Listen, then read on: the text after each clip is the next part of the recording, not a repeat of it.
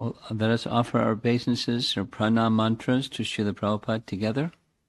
Nama Om Vishnupadaya Krishna Prestaya Bhutale Shrimate Bhaktivedanta Swamin Iti Namine Namaste Saraswate Deve Gauravani Pracharine Nirvisesha Sunyavadi Paschatya Desatarine Jaya Sri Krishna Chaitanya Prabhu Nityananda Shri Advaita Gadadhar Shivasadi Gaura Bhaktavrinda Hare Krishna Krishna Krishna Hare Hare Hare Rama Rama Rama Hare Hare. This fantastic screen, much superior to the projection on the wall today. Fantastic. Nice big space. And for those of you that were with us for the midday session, you'll be happy to hear this is going to be not a marathon like the midday session was. Much shorter. 2.5 hours. That was too much. But the theme is continuing what we heard midday and previously from Thursday was the importance of offering respect and receiving blessings from superiors, elders, etc. We heard many nice examples of that. And continuing along the same theme, so maybe for those of you that weren't at that session or earlier sessions, this is in one sense, it's an overview or summary of some of the main points from Canto 3, Chapter 29, Srimad Bhagavatam. Canto 3, many chapters are spoken by Kapila Dev to his mother Devahuti, way back. Devahuti is the daughter, one of the 3 daughters of the first Manu, Swayambhuva Manu.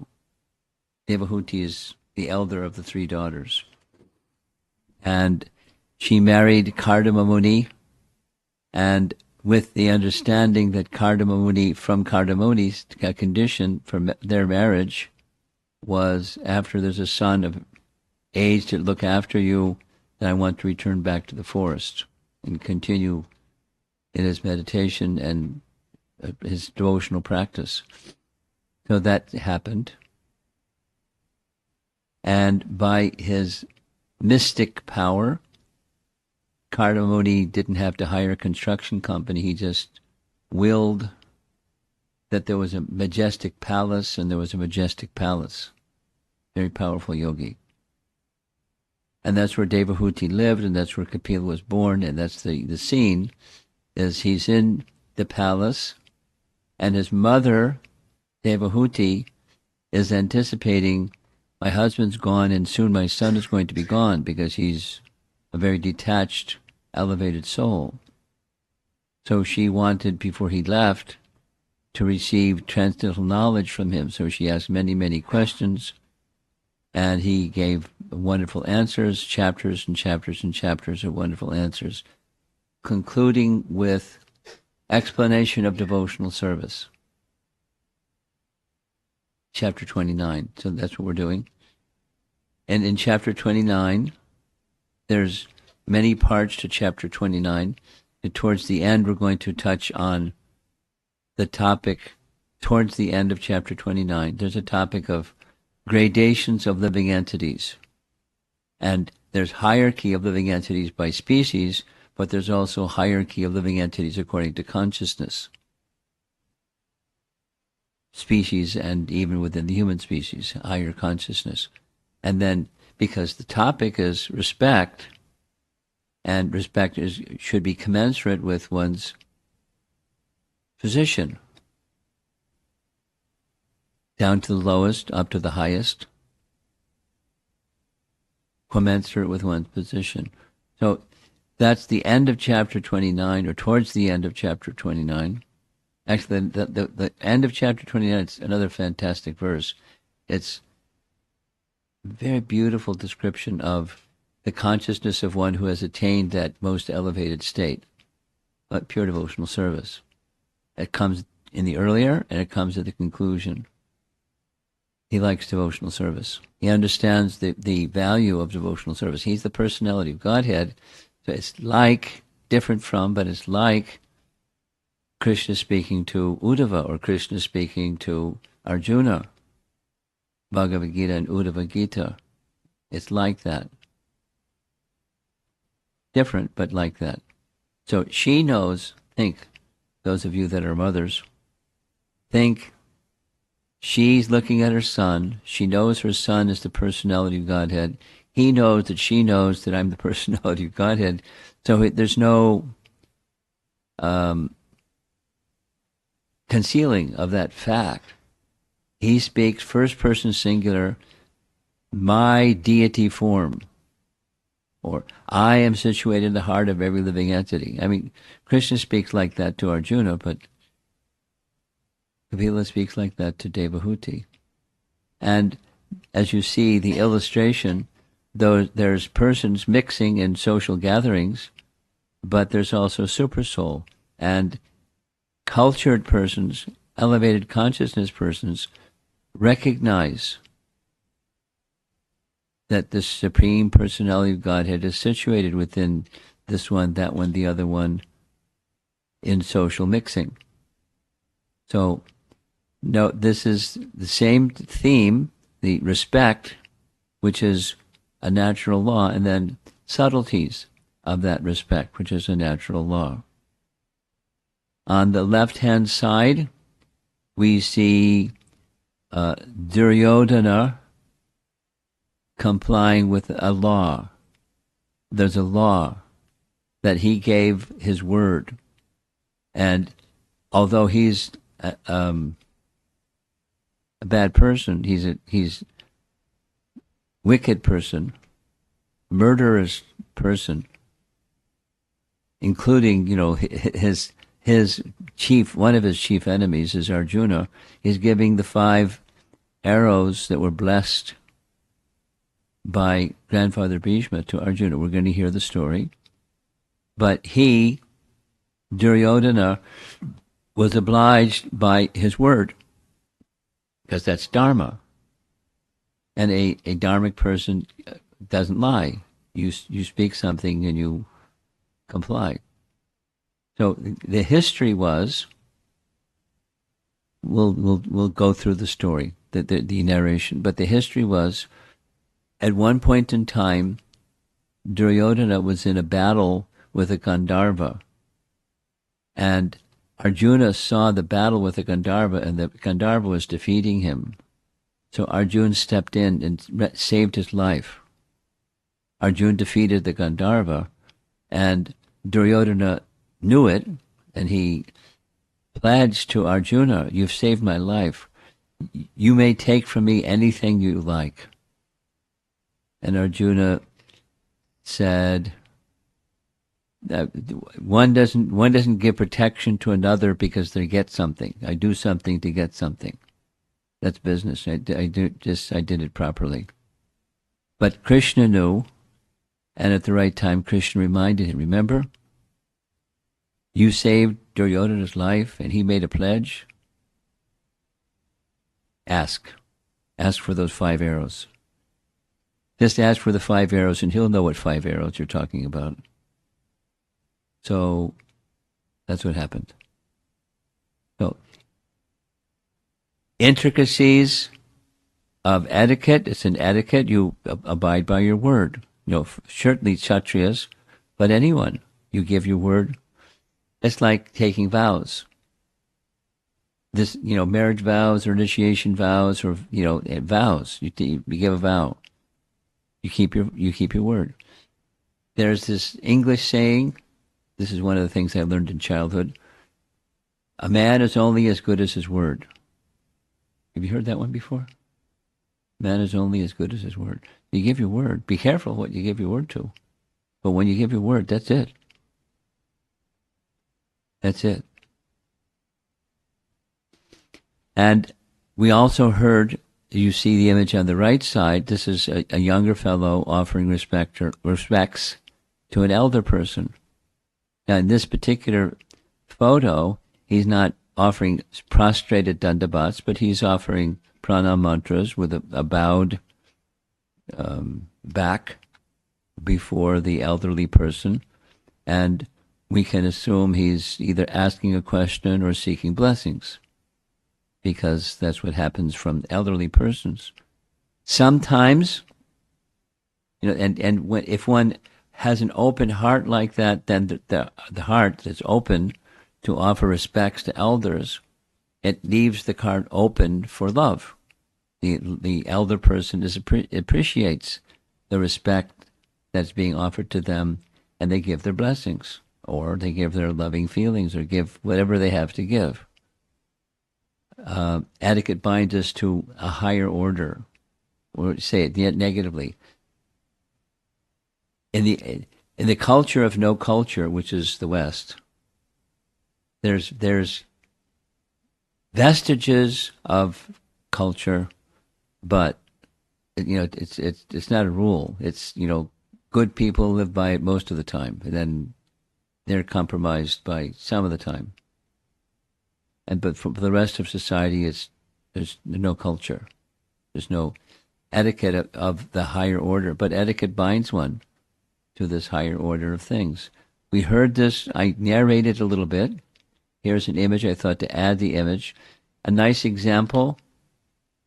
For example, when Vidura was on pilgrimage, we narrated the story why he went on. He was insulted viciously by Duryodhana in the public assembly. He is his uncle. He is his father's brother. His father regarded Vidura as very wise. Everyone, because that's who he was. But Duryodhana disrespected him. And not only he disrespected him, especially when Vidura tried to offer wisdom, he became enraged. Who are you, the son of a Sudra? Get out of here. It was insulting. I mean, the tone and the message and everything. So it's not because he was insulted. An elevated person like Vidura insults. Here's another saying: "Sticks and stones can break my bones, but names will never hurt me." You heard that one? No. Some of you have. You've heard that one. Okay. I guess it's an American thing. So he's not hurt by words, Vidura, but he was there for service, and this stubborn-headed personality, Duryodhana, there was no service for him. So he had weapons. He put his weapons by the door. He didn't say anything. He just left the assembly, and he didn't come back because he was on pilgrimage, because he was considering, I could go where Krishna is, but I'm contaminated by this unwholesome association. I need to purify myself. So let me go to holy places throughout the land before I meet with Krishna. So that's what he did. And round and around and around. And, so there was a scene after 1 year, he was in Vrindavan. And lo and behold, in a forest of Vrindavan, who did he find? But Uddhava. Uddhava, what are you doing here in the forest of Vrindavan? And then you see Uddhava. So it's really nice. This is early Canto 3, same canto as this one. And he just, asked this question, that question about Krishna and Balaram and the residents of Dwarka, because That's where Uddhava was staying with Krishna. He was like the intimate friend, as Arjuna was an intimate friend. Uddhava was an even more intimate friend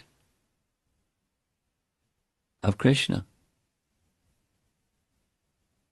Uddhava was so elevated that Krishna would ask him advice. What should I do in this situation? It's classic. Two messengers came. One came from Yudhishthira, requesting that Krishna come to the Rajasuya Yajna in Indraprastha, because he, Yudhishthira, was ready to become crowned as the emperor of the world. There was a big festival. And Yudhishthira wanted Krishna to be the guest of honor. The messenger came all the way from Indraprastha, which is near Delhi, to invite Krishna all the way to Dwarka to come and to participate. And shortly thereafter, another messenger came from a number of kings that were in prison by Jarasandha. And a messenger came from the kings saying, "Help, free us from the prison of Jarasandha." So he's got two requests at the same time. So he turns to Uddhava, "What should I do?" Now he's omniscient. He doesn't need to ask anybody anything. But Krishna likes, he more than likes. It's an ecstasy. It's an ecstasy for Krishna to receive love from his devotees. Krishna has his own ecstasy, his Swarup Shakti, Ladini Shakti. Ladini Shakti is a principal part of Krishna's own potencies. So he's happy. Atmaram, he doesn't need anything outside of himself. And his Ladini Shakti expands, listen, his Ladini Shakti expands as Bhakti Devi. One of Radharani's expansions is Bhakti Devi. And Bhakti Devi invests powers, Bhakti Shakti, in persons to distribute Bhakti. So all of you, guess what? You've gotten some Bhakti Shakti. From whom? From Radharani. Radharani's expansion, Bhakti Devi. And you know what? Krishna, why does Krishna do that? Because it adds to his pleasure. He gets even more pleasure when his devotees serve him than his own Atmarama potencies, pleasure, happiness. It's double pleasure. He loves. So he gives service to his devotees. So Uddhava, what should I do? Made Krishna happy. Because Uddhava's like Vidura, he's very wise. So Uddhava's answer was, there's a rule, if before Rajasuya sacrifice is performed, then all opposing kings need to be either submit or defeated. Jarasandha is not going to submit to anybody. So you have to go deal with Jarasandha first. And then you can liberate the kings that are under his care, in his prison, and then you can go to the Rajasuya Yajna. Krishna said, very good. Let's go. So that's the kind of intimacy, as a for example. Another for example. When Krishna was in Mathura, and Krishna wanted to pacify, because he knew the residents of Vrindavan, his mother and father, and all the residents of Vrindavan, particularly the gopis, they're in great anxiety and separation from Krishna, so he sent Uddhava. Because he's such an intimate personality in relation to Krishna. A little confidential message in a written form that he was supposed to read to the gopis. He is intimate with Krishna. Very intimate. So when Vidura met Uddhava, he asked so many things, and Uddhava just went into trance and then spoke like a whole chapter of remembering Krishna. he pressed his Krishna button, and he just went. And he came out of trance so he could serve his elder uncle, Vidura. Then Vidura asked more questions. Although Uddhava was by far one of the most advanced devotees on the planet, when he asked other questions, Uddhava instead referred him to Maitreya, who you see pictured here, who was at this time in the Himalayas. He said, he's not far from here. Here's some directions how to get to where he is. I know where he is. But you should, out of respect, because he's elder to me, he didn't say, I know more than he does. He didn't say that. Because he's elder, then best that you ask those same questions. So he asked them again to Maitreya. Then a whole big section of the Srimad Bhagavatam, discussions between Maitreya and Vidura. Very nice discussions. So, deference to the elder. And there's etiquette and consequence of etiquette for proper observing or not observing. We heard in the midday session about the consequence of Indra not or failing to respect, which was disrespect, Bhishma Deva, Brahaspati. So here's another situation.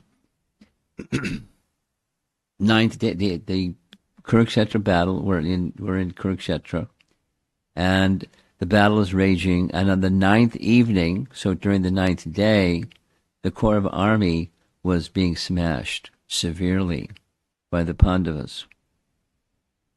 And there's an etiquette question that's being raised in this connection. And here's what happened. The Kurukshetra war is nearly lost. On the ninth evening, the Kaurava army is decimated. Duryodhana, the king, not a king, but he's acting as the leader, is spiraling into paranoia. He blames his commander, grandfather Bhishma, accusing him of holding back out of affection for the enemy. Everyone knew, Bhishma also knew, he's so powerful, he could single-handedly defeat everybody. Doesn't need a whole army. But he because of his affection for the Pandavas, he's not fighting to his capacity. At least that's what Duryodhana thought. It's not correct, but that's what Duryodhana thought. One more day like this and there'll be nothing left of my army. So he thought what to do. And that evening, the ninth evening, he went to Bhishma's tent. It's a pretty fancy-looking tent, isn't it? But he didn't come to strategize. He came to criticize. And his wish was A or B. Either you fight to your full capacity or get out of the way, and Karna will take over as commander-in-chief. You only occupy space in vain. If you don't want to fight, you better leave. So, Duryodhana was losing his mind. And one of the things that we heard earlier is this kind of talk to a superior brings devastation to the one who's speaking, not to the one who's receiving. So Bhishma Deva understood what was going on. This man has lost his mind. His breach of etiquette is severe. So Bhishma began to consider, this man's hatred for the Pandavas is so strong that he doesn't understand that I have nothing to do with this. I'm fighting with all my might, but I can't do anything because Krishna is on their side. He's fighting, at least driving the chariot, with them. What can I do? So he tried to reason. That didn't work. Duryodhana, listen, you're a fool. What does Karna have to do with this? Karna was with you when the Gandharvas took you as a prisoner. You were not able to do anything. Remember? So, and then he gave different examples, from this example, that example. Understand that there's nothing you can do. He gave examples of the prowess of Krishna. Not, the killing of demons in Vrindavan, but the Khandava forest and this and that and the other thing. Before it's too late, make peace with the Pandavas. Hating them is hating Krishna. Because you hate the Pandavas, you hate Krishna. What good will come out of hating God? Duryodhana couldn't hear it. Instead, he said, again, now a little more humbly, Grandfather, please do something. I know you can. My life is in your hands. You're powerful. You can defeat the opposing army yourself. And as if he had devotion, because he wasn't really devoted to Grandfather Bhishma, was devoted to becoming the king. Bhishma shook his head and thought, he doesn't understand anything. When a person is blinded by envy, his mind shuts down. I'm telling him the truth, but he can't hear me. He still has hope. I must prove it to him. So his hope was Grandfather Bhishma can defeat the Pandavas. And Grandfather Bhishma said, you can't defeat the Pandavas. You can't defeat the Pandavas because they're protected by Krishna, and Krishna is all-powerful. Give up your enmity for the Pandavas. No. When there was this offer of peace, his reason, Duryodhana's reason, was very simple. I can't live on the same planet. Give them, tell you what, just give them a state or give them a village or give them, no. I can't live on the same planet with the Pandavas. It's them or me. Fight to the finish. That's it. Very stubborn. So stubborn. He couldn't hear. He's at his feet pleading, do what I want you to do. That's not what a servant does to the master. So Bhishma considered, here's what I'm going to do. I've made a vow. Remember, before he be accepted becoming the commander-in-chief, there are two conditions. 1, I won't kill the Pandavas.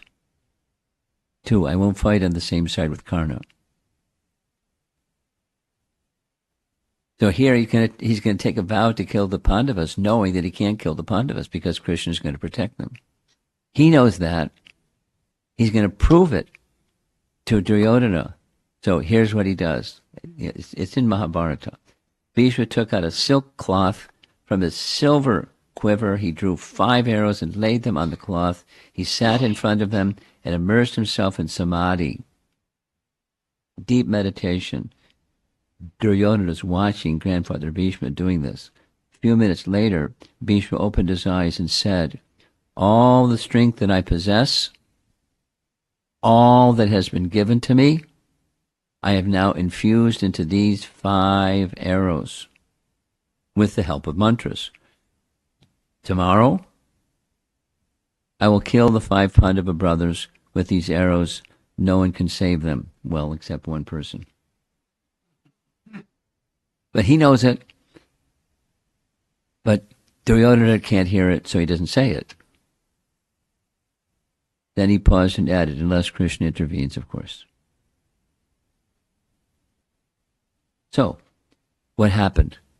Duryodhana, you come and greet me every morning, 10th morning, take these 5 arrows, bring them when you come to see me tomorrow morning, and with these arrows tomorrow on the 10th day, Pandava's dead, unless Krishna intervenes. So, Duryodhana's like, yay, he's very happy. But he's afraid Grandfather Bhishma might change his mind. So he personally took custody of the arrows, believing victory is finally guaranteed. Then Krishna came. Because Arjuna is, not feeling really happy with everything, because that day, that ninth day, one of Arjuna's sons, Iravan, was killed. And Arjuna is feeling very sad. And Krishna came to console him because he knew what he was feeling. And then Krishna said, you know what's going to happen tomorrow? Here's what's going to happen tomorrow. Grandfather Bhishma has given 5 arrows, invested with this energy, and tomorrow you will die. Now, Krishna knows he's not going to die. So here's what you have to do. Remember, once upon a time, you rescued Duryodhana? Remember? The whole scene with the Gandharvas? When you saved Duryodhana from captivity in the forest, he, Duryodhana, promised to fill any request you made. Remember? Go to his tent tonight, 9th evening. Remind him of that promise. And when he says, yes, I remember, you make your request. Ask him for the 5 arrows.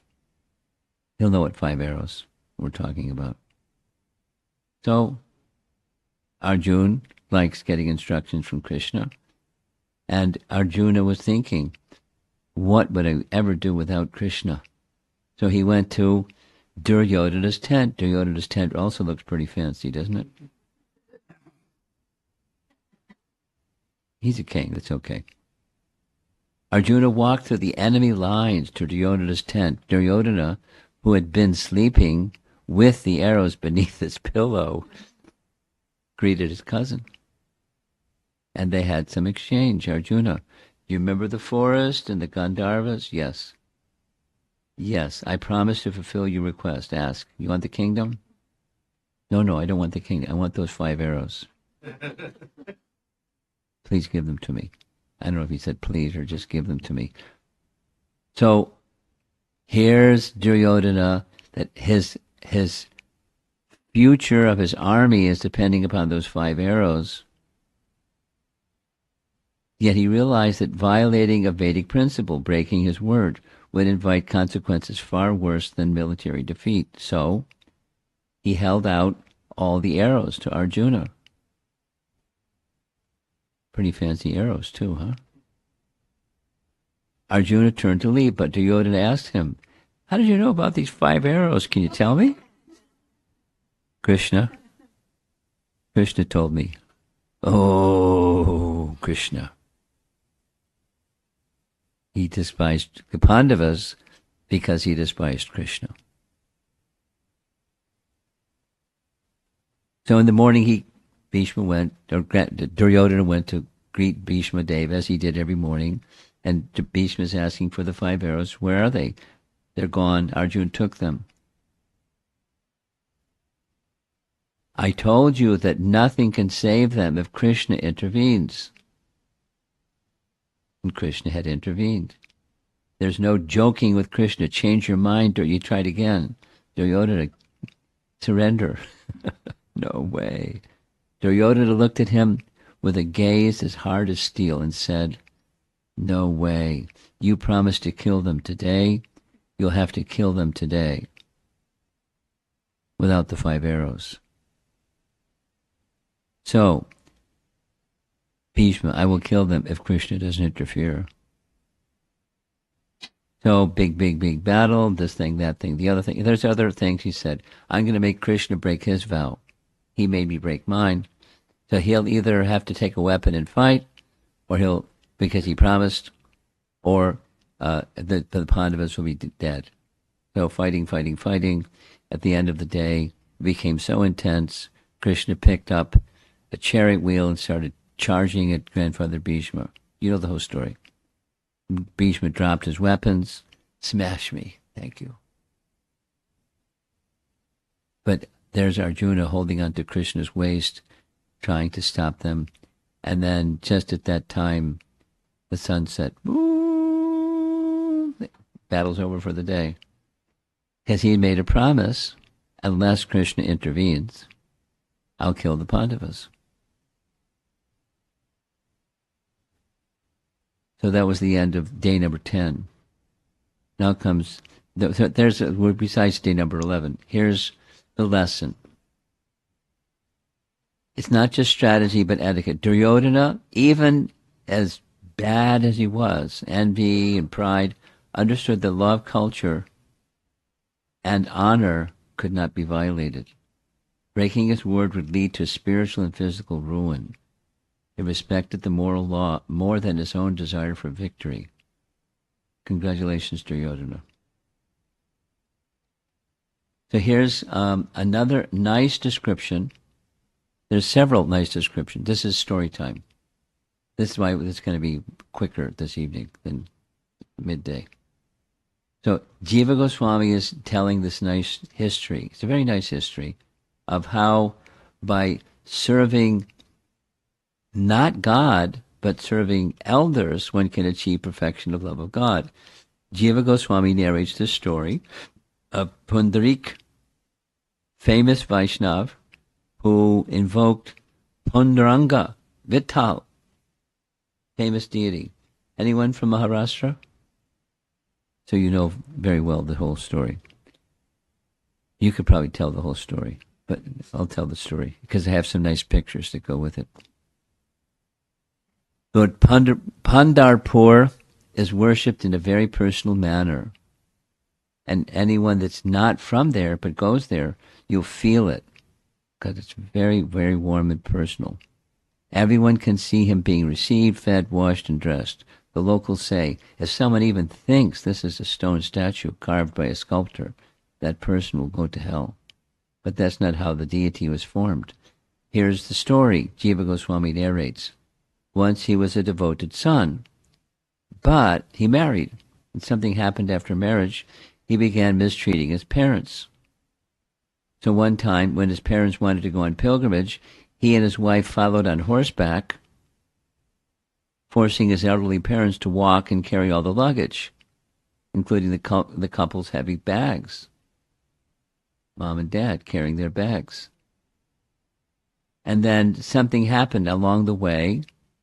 They stopped at a particular ashram where a renunciate lived, Kunda Swami. Are you familiar with this same story? Yes? You are. Same. No deviations so far. What? Name is different?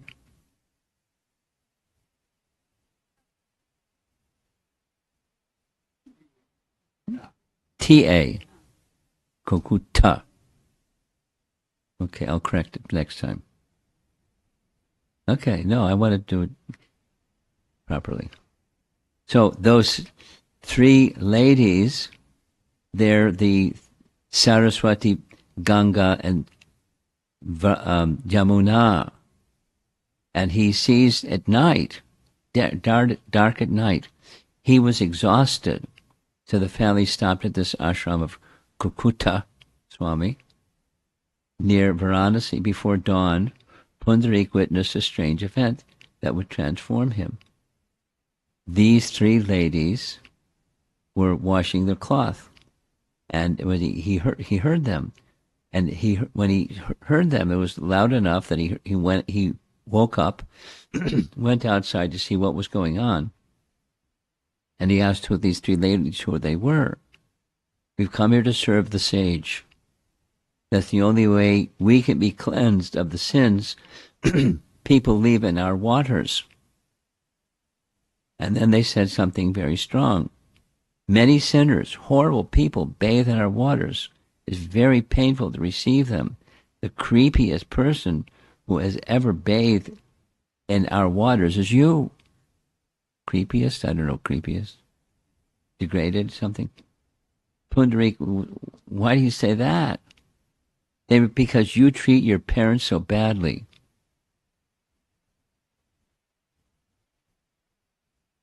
So, struck by this truth, Pundarik abandoned the pilgrimage, returned to Pandharpur, just dedicated himself to serving his parents. No, they were happy.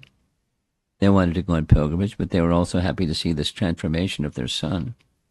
And while he was serving his father very faithfully, the personality of Godhead, being very pleased with his service, came right to his door and knocked on the door and stood there.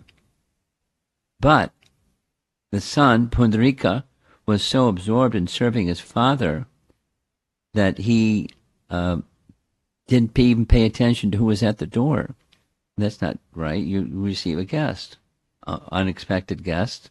We're going to hear something about that also. I can't stand here. The stand is very hot. So Pundarik just threw a brick and said, "Go stand on that brick for a while. I'll come back to you. Just stand on the brick." So Krishna stood on the brick and waited. Now this is a simple narration, but after 2 hours, his father finally fell asleep. So Pundarik came out, and he saw Bhagavan was standing on this brick, waiting. Pundarik was astonished and asked, "Who are you?" Krishna said, "I'm Krishna. I came to you." Pundarik said, "Oh, I'm sorry. I didn't know it was you. Krishna said, "I came to you because you served your father." Krishna's heart had melted. Krishna came to him because of his service to his father, as opposed to what the three rivers personified said. He was the most abominable person to bathe in their waters because he didn't serve his parents. Pundarik said, "No, I'm very, very, very sorry." Krishna said, "Don't be sorry, just ask for blessings." So Pundarik said, "Okay, just stand on the brick." And that's what he does. Yes? He stands on that very same brick. To this day, he stays in this form. At least that's a drawing of him. And here's the deity with his consort.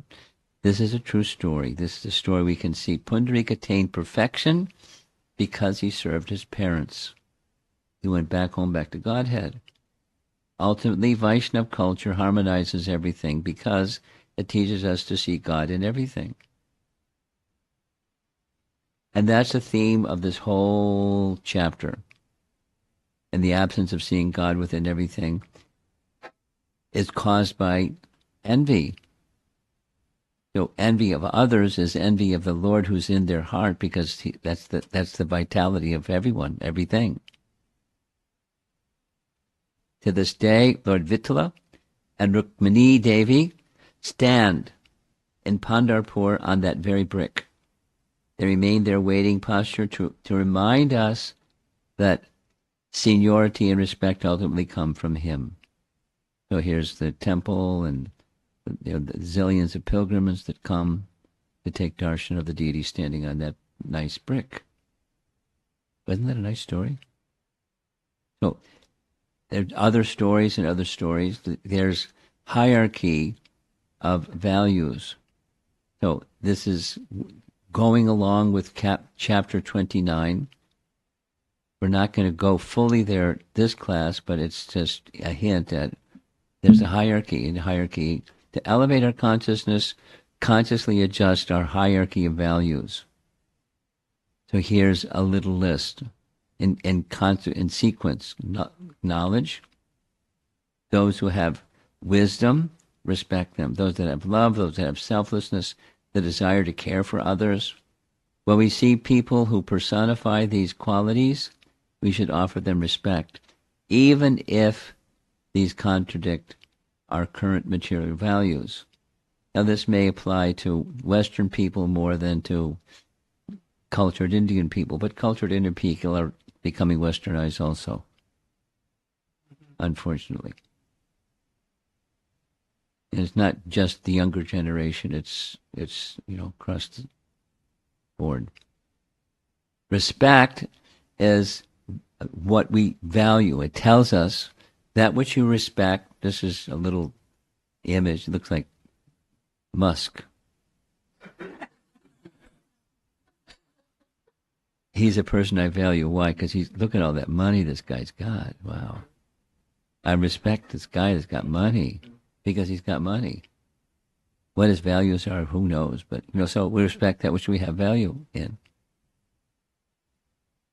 because they possess something we want.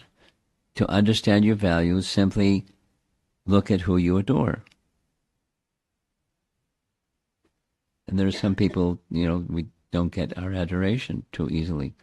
Who do we respect? Every society has a hierarchy of respect.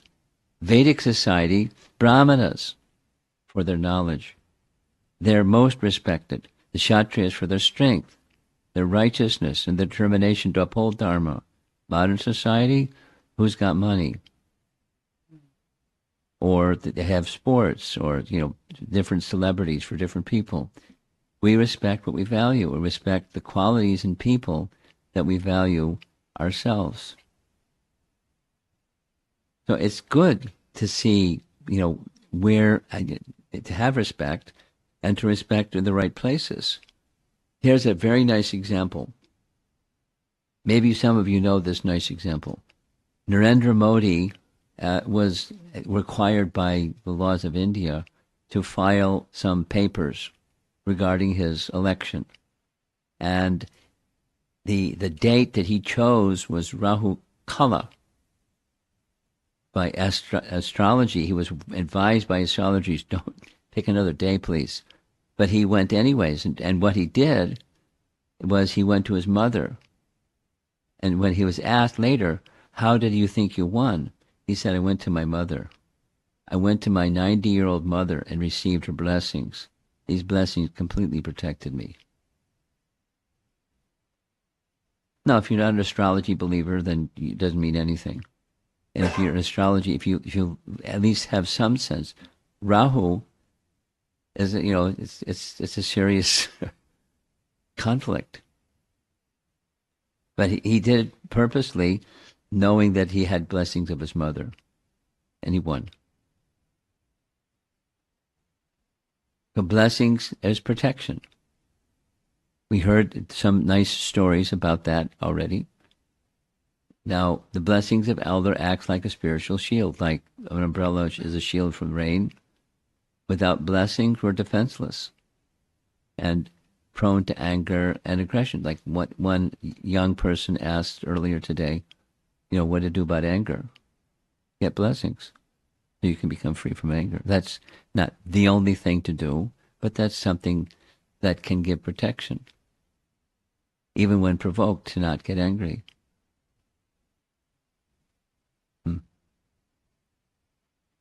And one of the reasons, we heard it, we'll say it again, you're looking up to an elder or a sadhu or some respect-worthy person, and it helps make one humble. And if you're humble, you can respect. And if you're humble and respect, you can get blessings for the persons that you're approaching for their blessings. So our behavior in a consistent manner must invoke this protection. Now, there's not too many slides left, so get ready for abrupt ending. The experience of being small, like a youngster, they're very dependent. And being dependent for a youngster, that's good, and it's quite natural also. But what about when you get bigger and a little older, and then you become, independent? Like somewhere between dependent and independent, like teenage, that's like really uncomfortable. Generally speaking, transition to go from something you know to something you don't know is uncomfortable. I know somebody that was living in New York for 30 years, medical profession, they retired, they moved to Florida. What do you do when you retire? You're American, you go to Florida. She is not an American lady, but she went to Florida. And she's really uncomfortable. I mean, she has a nice place, this and that and the other thing, but it's not the same, and that. Making transition is uncomfortable. Once you get used to the new situation and figure things out, then it's quite okay. But it can be uncomfortable. So sometimes we had these discussions. Sometimes people they feel vulnerable. I got to protect myself because no one's going to protect me. So that, that just feeds this independent spiritedness or sectarianism or binadrik, and you don't feel good. Why does Krishna make us take birth again and again? So that we can continually remember how good it is to be small. If we weren't small, our pride would grow and grow. So it's good to be small, good to recognize our tinyness before the Supreme. We're dependent, not independent. Even if you're, a mature adult, you're dependent, and there's no one independent except one. That's Krishna is the Supreme. And there's safety and protection in this mood of being dependent or being small and looking up to others who are big. Here's a verse from the Bhagavatam, Canto 5. One who cannot deliver his dependents, you know this verse, from the path of repeated birth and death, should never become a spiritual master, a relative, a father, a husband, a mother, or worshipable demigod. Deliver dependents from the path of birth and death. So the first God for us is our parents. The parents' God, looking up to that person. Children do not need theology. They feel absolute dependency, natural. Biology imposes this. And then that means adults have a big, say it 3 times, big responsibility.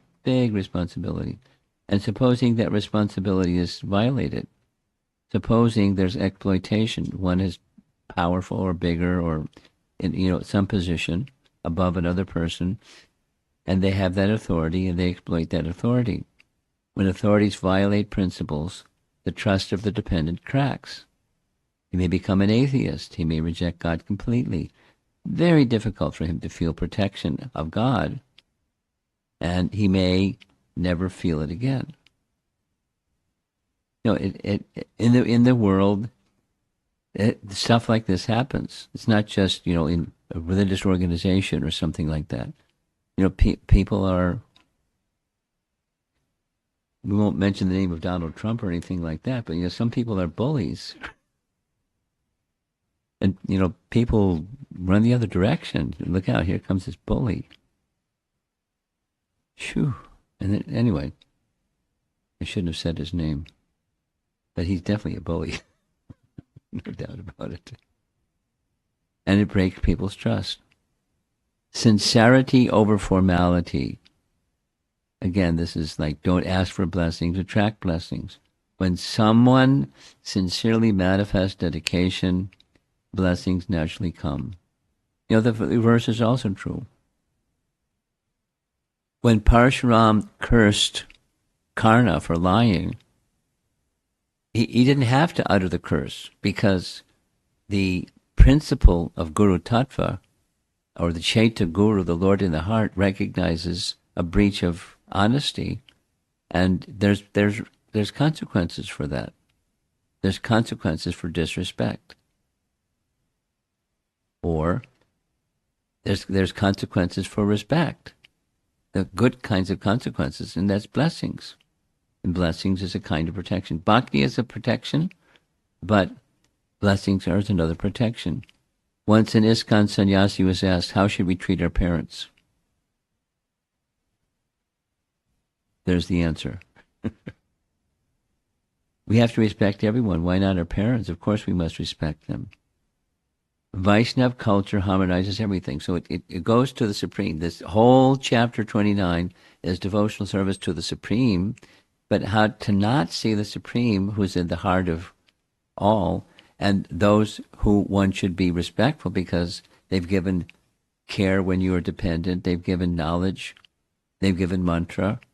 So respect goes to those persons. Even Hiranyakashipu loved Prahlad until the spiritual conflict arose, and Prahlad was respectful to his father. We must not prematurely label parents in a negative way to avoid our duty. Ashila. with a certain marking on the Shila. The fact is, Krishna is everywhere, and we should learn to love Krishna. This is the theme of this whole chapter 29. In fact, we cannot hate anyone because Krishna is everywhere. And he particularly resides in specific objects, as Shalagram Shilas. We should start this journey, the journey for love of Krishna, by respecting everything, because he calls us to respect everything or everyone. Conclusion, here's Hanuman, there's Bhima, and they're climbing up the mountain to get this 1,000-petaled lotus, and he's in an old body form, and Bhima asks him, could you, politely, can you please move, because I have to get these lotus flowers for Draupadi. And Hanuman says, I'm too old. I can't move. You can just jump over me. No, I can't jump over you. Because Super Soul is within. That'd be disrespect. God who's within the heart. So he tries to move his tail, and he can't move his tail because it's Hanuman. Makes his tail so heavy, even powerful Bhima, can't lift his tail. You know the story. So that's our conclusion for this class. There's this nice painting of, I've seen it before. Kapila is speaking to Devahuti in this palace where they're both residing. Soon he's going to depart for the forest again. But the message is, respect God who's in the heart. There's many, many, many angles and ways to look at the same topic, but that's the topic. Respect goes to God, and he is in the heart of everyone and everything. Isabhasham idam sarvam. Jatkincha jagatyam jagat. You know the verse, the Ishopanishad. Tena chaktena bunjitaha magridaha kasya swidhanam. It's in the Shrutis, it's in the Upanishads, it's in the Puranas, it's in Srimad Bhagavatam, it's in Bhagavad Gita, and somehow we shouldn't miss it. It's so critical to not miss it. So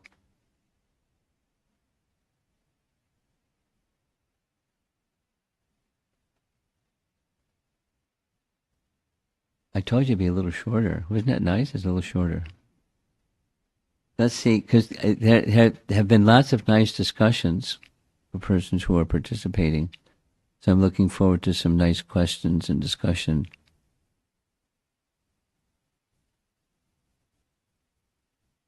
Where's our microphone runner? Where is he? He's not here. What are we going to do? You're going to be the runner. Okay. She's got her hand up.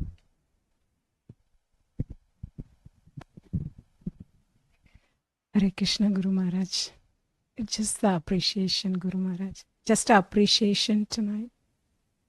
Starting with you started the topic with the envy, the root cause, and then now the medicine for the envy, the respect, the way it's flowing.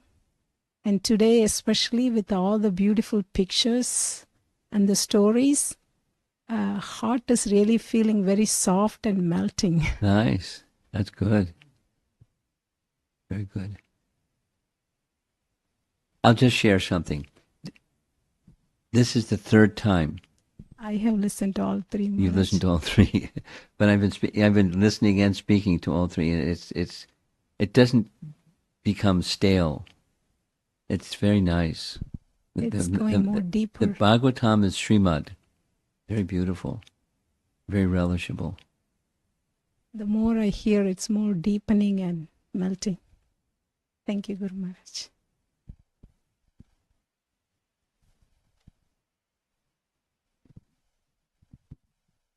Way in the back, I see a hand up. I don't see who's raising their hand, but I see the hand. Okay. Hare Krishna, Guru Maharaj. Thanks for standing up. Now I can So, see you. college students asks, um, you know, this is like bad thing happening to good people, and then how to react. Someone is in that abuse, like many cases of abuse happens in different ways. So the How do you victim, answer that question? Why do bad things happen to good people? Is that the question? yeah, connected with that is particularly if they are victim of somebody's abuse, how will they respect that person who causes abuse to them? The second part is for the abuser, what's the consequence for the abuser? How the person who is victimized going to respect the person who abuses them? Oh, he doesn't have to. The answer is simple. If you forget Krishna, you're not going to do it. You're going to despise the person who is the abuser. But if you remember Krishna, generally speaking, abusers previously were victims. The victim now becomes a perpetrator. It's like, somebody was harsh to me, so now I'm going to be harsh to other people because I'm feeling hurt from that harsh treatment. So someone else comes along and I'm harsh to them. The victim becomes the abuser. The victim becomes the perpetrator. So in the heart of the person who's abusing someone, there's a hurt. It doesn't make it okay because there's a hurt, but it's understandable. They're like an animal. The animal, someone claws at the animal claws back. It's understandable. It's just preservation, the law, material law. So that's why they're doing. But the most important thing for respect is they're not that behavior. Who are they? And if you don't understand who they are, then you're lost anyways. So respect goes to who they are. You may keep your distance from an abusive person. I know some abusive persons. And in general, it's a good policy to keep a respectful distance. And then, and from time to time, so that the person who's feeling that hurt and it has become a perpetual abuser, say something that helps them feel appreciated. I won't give the example it may disclose where this is and who the person is and stuff like that. But there was someone that was abusing another someone. And it was pretty persistent in abusing. And he this abuser seems to like to pick on certain people and then, hurt them until they say ouch. Or until they do what he wants them to do, which is, verification that they hurt them. I hit them and they said ouch. But when his accusing is sometimes, many times, there's no foundation, no basis to it at all. But he thinks there is. So it was resolved because the person who was being hit or the victim was just appreciating the abuser. You've this and that and the other thing. Not lying, but things that are actually attributes of the person who had become an abuser. He has some good attributes, so just emphasize the good attributes. So, and then the person said, okay, thank you. I forgive you. And that was it. He stopped. So, there's a need inside a person. That's why they behave in abusive ways. So what's that need, and what can you do, or I do, or someone do to touch that need? What's that need? And if you may be nothing you can do, but if you can identify, then you don't identify the person with the behavior, but you can look to what's the need of that person. And as if you have capacity to do so, touch that need, and to some degree or another satisfy that need. That's a behavior that's a choice rather than feeling an animal and I'm being attacked and I'm going to get my claws out and claw back.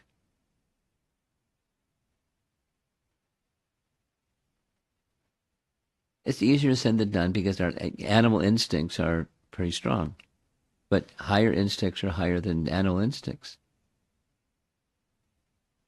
And one of the themes of this whole chapter, the Pure Devotional Service, too, is respect is the antidote for that. For the covering that covers me from being able to see the Supreme within everyone and see the Supreme period. And then when you're trying to be respectful, try your capacity, do something that's of meaningful service to that other person. It's not 100% guaranteed, but it's a principle that protects one. That's what we just heard, the umbrella example.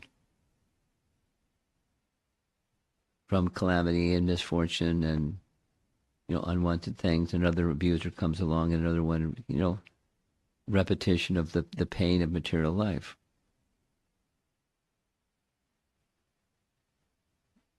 Attract the blessings. Seek them, but also attract them.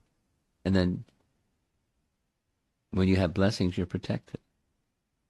It's saying it sounds a little oversimple, but it's true. It's not oversimple. It's how material nature works versus spiritual. Spiritual nature is stronger. Spiritual nature can protect one from the material nature, the onslaught of material nature. That's the whole of the Bhagavatam. What to do? Kali Yuga has just begun. So Vyasadeva is contemplating, and the sages in the forest of Naimisharanya, they're contemplating, and Kali Yuga it's nasty. What to do? What can be done?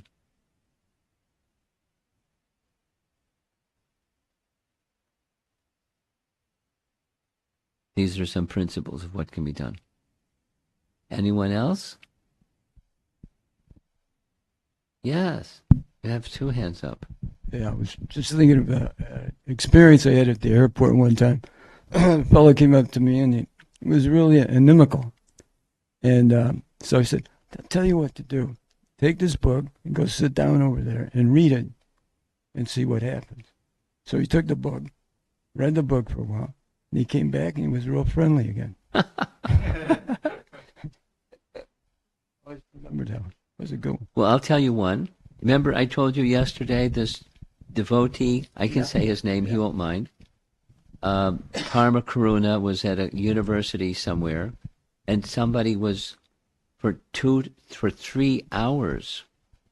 When I told you the story, it was 2 hours. I asked him about it the next day. It was for 3 hours. He harassed him. I asked him, how did it end up?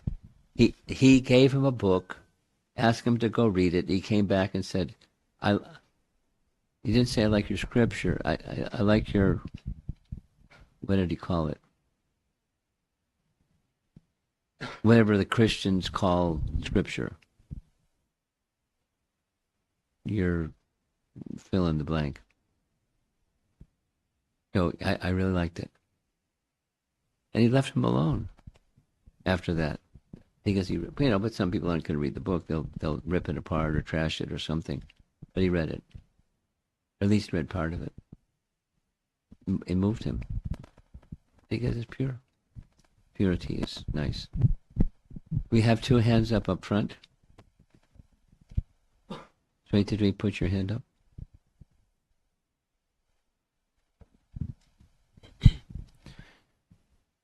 So Hare Krishna Guru Maharaj, this was very fascinating class.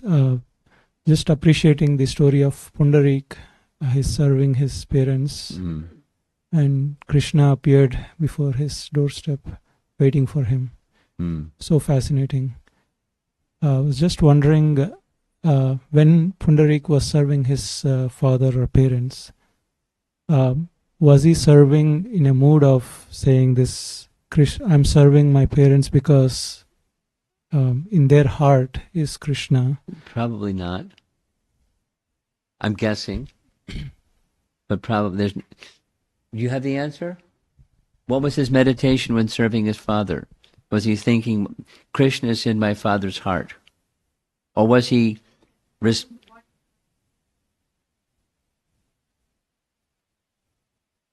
at all? Yeah. He just responded. Yes. Yes. Yes. Yes. Yeah, because we hear from Nectar of Devotion like 64 items Yeah. pure devotional service, and we don't hear like serving parents. At least I don't remember seeing it.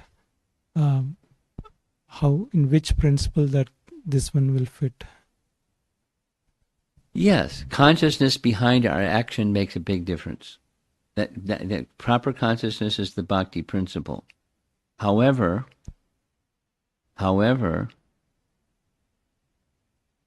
Krishna isn't obliged to follow rules.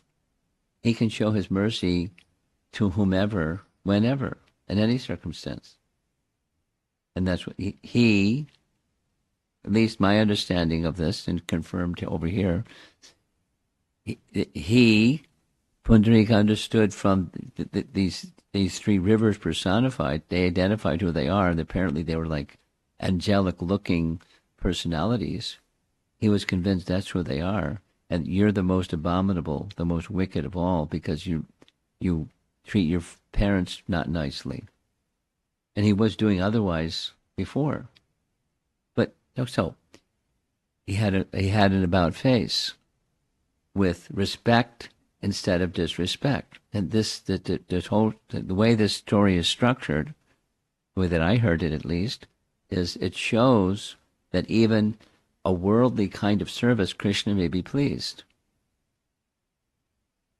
No, normally it's not just worldly service, it's by love. When someone has been a recipient of bhakti and serves Krishna so that Krishna is pleased, Krishna is pleased. But so this is an exception to that rule. Krishna doesn't need a rule, or that he's not a rule follower. That's my answer to your question. Yeah. Hare Krishna Guru Maharaj. I go. Continuing with what Prabhuji was asking on abuse. So many times people treat us also differently, right?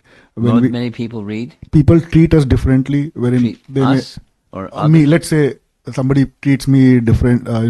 They misbehave, they Okay. insult, etc. Okay. And the general tendency for, at least I think what I try to do is, Get back. while I know Krishna is when like people cheat us, right? Okay, we go back to the law of karma. I think sometime in my previous life, maybe I have also done something like that. That's why I'm giving fruit. Yeah. Move away. But what happens, Maharaj, when this persists? Let's say you're in office and you have your abusive boss. I mean, we can only go or take a respectable distance. You We got a can't leash leave the on you. job. You can't go too far. Right. So how do we take that wherein you are in a relationship, you are in a office place where you can't Well, just you leave? have choices. First of all, I mean, I'll give you like a multiple choice set of options. First of all, don't depart from respect. If there's any hope of changing the heart of this, mean person, it's you have to touch their heart. So what can be done to touch their heart? So respect is a starting point. So then how do you respect? Depends on the situation, but see the super soul, and like I was, just had several side discussions with different people about different things, and find something that person likes, and appreciate that thing that person likes, and do something that helps them further that thing that they like. You're just, you're redirecting attention away from, the damaged relationship between you and the person to something else that they like. Whatever that might be. Within boundaries, of course, and you fan that spark. And so then you just modify the relationship so it's something that they like and it's not against your principles, your values. And that's an option. Some people are just nasty and that's it. But by expressing something to that person about something about that person that's truthful, and it's not on the topic of what the dissension is between the two of you, but it's something else, and it can redirect that relationship, the dynamic of that relationship. Now, and I can give some other possible this, that, and the other, and at some point. One of the options is get another job. Go get off that leash. Go to their superiors, and in a way that's not disrespectful to the person. But I don't know if you're aware. I don't know if you're getting some other comments, because I see that this hurtful person is not just hurtful to me, but to others. And it's damaging the productivity of the company, and you're the manager. You want productivity of the company. So maybe there's something you can do because you're his superior. Tap him on the shoulder and, bang him on the head or whatever you have to do. That's another option. It's probably not the best of options because, the superior is going to tell him, see that fellow over there? This is what he said about you. So if it's done in the mood of improvement, not the mood of vilification or harsh treatment, to help the person.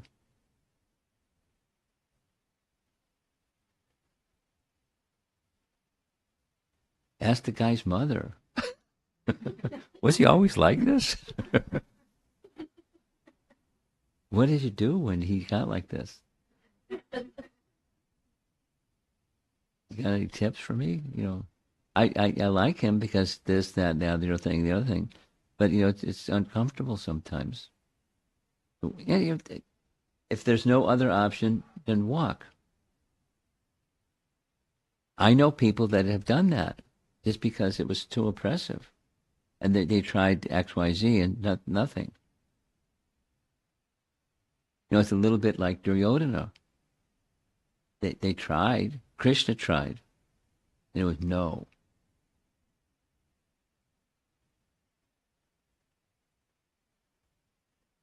No. Maharaj, just continuing with it, there was a situation where somebody asked me that you all talk about Krishna consciousness, you do this Bhakti Vriksha, you do this. And that person was physically abused by somebody. He said, I never did anything to deserve this. How do you explain this? And because it came out of a law of karma class, why do good things happen to bad people, bad things happen. That was a class, and then subsequent on the side this was asked, and Do you want an answer to the question, why do bad things happen to good people? You want that answer? That's what you're asking? We knew the concept of that, Maharaj, but like this specific situation wherein somebody asking such a personal thing, and they said, we have never done anything like this. And then we went back to... I know, as you're speaking, I know 10 situations right now today. Not so. And they're the persons are convinced it's so.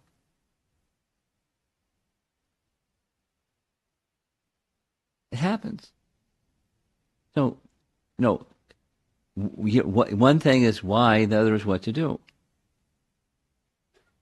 Which one are you asking? Both? Why is it happening? Okay.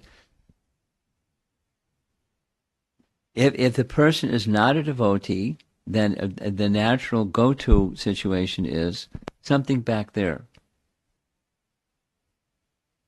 Karma.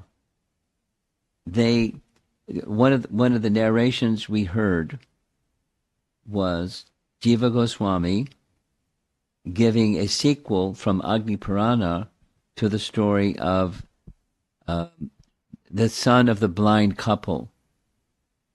And when the son came with an arrow in his chest, and Dasarath placed him on the lap of his father, the father cursed him. That's the Ramayana story. But Mahabharata. Shravan Kumar, right. Shravan Kumar. So, in Agni Purana, Jiva Goswami cites, the father was a virtuous man, and he knew scripture, and he knew this misfortune came my way because. Then there's verses in Sanskrit that say he considered this and he considered that. Maybe he considered a deity to be just stone. Maybe he saw, and that's an offense. Maybe he saw a Vaishnava but didn't respect the Vaishnava in his mind or some other way. He failed to respect. And therefore, this happened to me. Misfortune came to me because something back there. Now, in this case, it's not. In both cases, it's an aparad. It's not just a misdeed, but misfortune can come because of a past misdeed, and that the lack of respect, where respect should be given, particularly to a Vaishnava. So you don't know what's back there. But so Shravan Kumar's father didn't know either, but he was contemplating. Maybe this misfortune came to me. His blindness and then the loss of his son. Both. So that's one of the explanations. And here's a few more. Bhaktisiddhanta writes, sometimes when someone, it's a very nice quote. This isn't verbatim in his language because his language is really high, but sometimes a Vaishnava who is very sincerely desiring purification will have to experience the fire of ordeal to take away the impurity, leaving them only with shelter of the Supreme Personality of Godhead. It's a blessing from the Personality of Godhead to throw them into the fire of ordeal, so they come out the other side pure. That's another explanation. That why it's not a bad thing; it's a good thing. Why do bad things happen to good people? It's a good thing. You can look at it as a bad thing, ordeal as a bad thing, but it can be purification. That's for special people. And there's a verse in the Bhagavatam that says the same thing. Sometimes Hari shows his special mercy. Prabhupada refers to this about himself. Hari, he's one who he takes away everything inauspicious and then gives himself all auspiciousness because he's Hari. So Prabhupada said exactly that's what happened to him, because he was, by his astrological chart, he was due to become like a fabulously wealthy person, and Krishna took it all away. Because it left him only one thing. No, he didn't need, but it was the fast track. He's a good person. Prabhupada was more than a good person. And some bad things happened. Why? Purification by Krishna's design, specially customized. And in Prabhupada's case, it was his wealth. It was, and Krishna took it away. But that wasn't misfortune, that was good fortune. And then other things and other things and other things happened.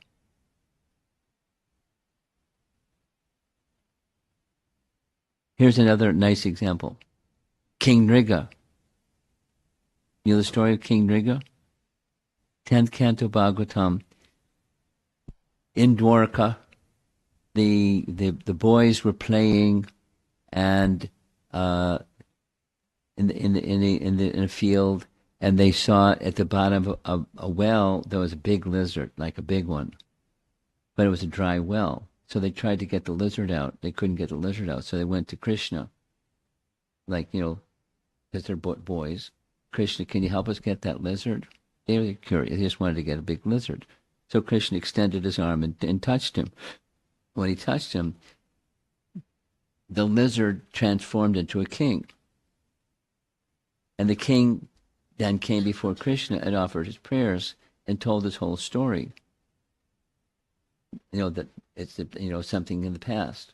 And the something in the past was, just quick, he was a devotee king, but he had greater faith in charity and karmakanda rituals than he did in bhakti. He thought that bhakti is a little, arthavad, it's a little exaggerated, the benefits. But I have lots of confidence in. So he had lots of cows, and daily he would give many, many cows to brahmanas. It was his favorite thing. So the brahmanas were really happy to go meet the king and get some cows, or a cow. So one fine day, he gave a cow to a brahmana, and while he wasn't looking, the cow wandered back into the herd. And then he gave the same cow to another brahmana. And brahmana number one said, wait a minute, that's my cow. He said, no, the king just gave me this cow, it's my cow. And then they had a quarrel over whose cow it was. And the king heard the quarrel, and the king said, you know what? Brahmana number one, I'll give you 10 cows. I'll give you 100 cows. You can pick from the whole herd, whichever ones you want. No, I want that cow. My cow. And you took the property of a Brahmin, I curse you. You become a lizard. Poof, he became a lizard. Good man, king, giving in charity, become a lizard. Be touched by Krishna. His faith in bhakti went a big leap. But he didn't stop giving cows, but he didn't have the faith shifted from karmakanda to bhakti. And that's our acharyas say about that nice story. Pastime of Krishna in Dwarka. So bad thing can happen to good people by Krishna's arrangement. No, it's not always like that, but it does happen.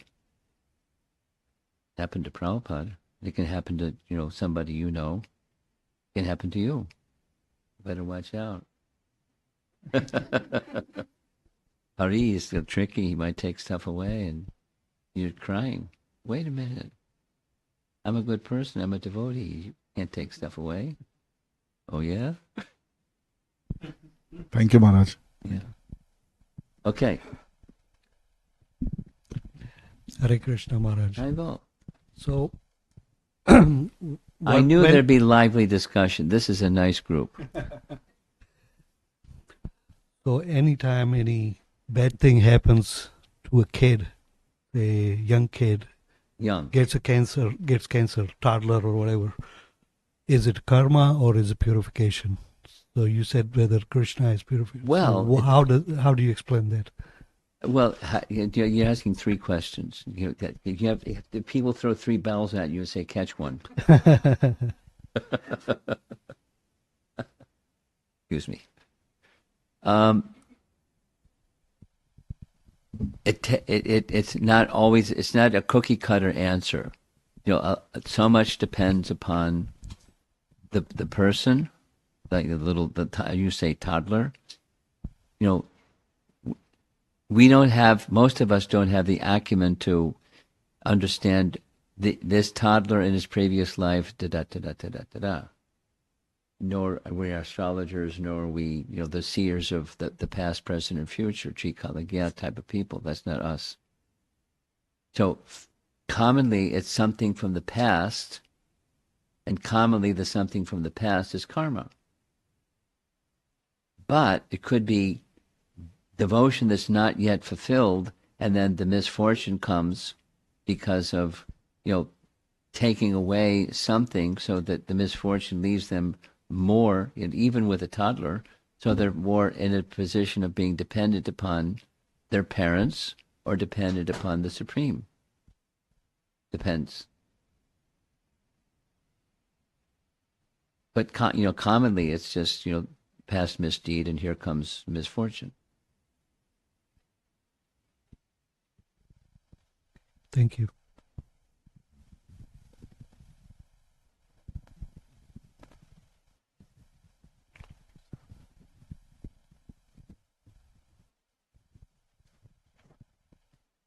Hare Krishna Maharaj, please accept my humble obeisances. Thank you very much for the beautiful class and with the beautiful pictures. I had one question from Uddhava's and Vidura's example, the story that you were telling, where Uddhava, despite being very spiritually, very knowledgeable, and Vidura asking him questions about Krishna, but Uddhava, out of respect and following the etiquette, he redirected him to Maitreya Muni, and for the answer to his questions. Yeah. Now, in real life situations, what should be the etiquette to be followed when someone who is elder asking questions about Krishna or anything related to Krishna? Somebody elder to you is asking you questions about Krishna. What should you do? That's your question. What should be the etiquette and what should be the attitude while answering the question? Okay, two things. I like the question. Answer the questions. But when you answer the questions, make sure that you do so in a respectful manner. Never in a haughty manner. Never. It's poison. Never. So, I'm sure, and then what you do say, I'm thinking of a very specific case. I mentioned it. I'll say the case. But, you only repeat not only what you've heard, but you have received. You can't give what you don't have. So in a mood of service to the elder, you're giving what you've received. But do it and express it in such a way, that you're being respectful. Like, oh, you're such a wise and learned person. I'm sure you know the answer, but you're just giving me an opportunity for my purification to say something that I've heard from my spiritual authorities. So as a manner of respecting you and those spiritual authorities, you're dismissing any ownership of grandeur or credibility or anything like that. You're offering respect to the elderly person. And they'll, if it's cosmetic, that they'll understand it. You don't mean it at all. But if you mean it, if you're just genuinely humble and respectful to the elder, they'll feel it. And they'll smile, because not only the answer you give, but your humility. So never depart from respect. That's the starting point. And so just as a matter of service to the elder in a way that's respectful and expressed sweetly. And then you can have all kinds of ongoing discussions with that person over time, but it's always of the same mood. And they may say, I'm uncomfortable that you're being so kind and so, but you continue being kind and respectful. Even if they, and then it becomes that's a relationship that you have with this person. And nothing sticks. You're just in the service to those from whom you've received, and the service to the person who is inquiring, whatever their position may be. So a little example, and I'm going to end with this. Recently, I was asked a very similar question of someone who was invited to be a guest speaker in this big assembly of other senior speakers, and they're considering themselves to be. I'm not a gifted speaker. I kind of shy. I'm shy. I'd like to stay away from stuff like that. But I'm being asked, so and I'm feeling uncomfortable. What should I do?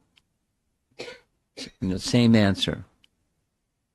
You didn't push your nose in where it doesn't belong. Someone's inviting you. They see something that you don't see. So, and it's service. So it's in the mood of service, and specifically, not only what you've heard, but what you've received. And they're respecting, here's a wise person. It's a lady. And, she's wise. And we like her wisdom. But she's not owning it. It's what she's received. And just share that as a service. Like that. And that's a current time frame kind of thing. Thank you. Thank you, Maharaj. Okay, we're going to end. Srila Prabhupada ki jai.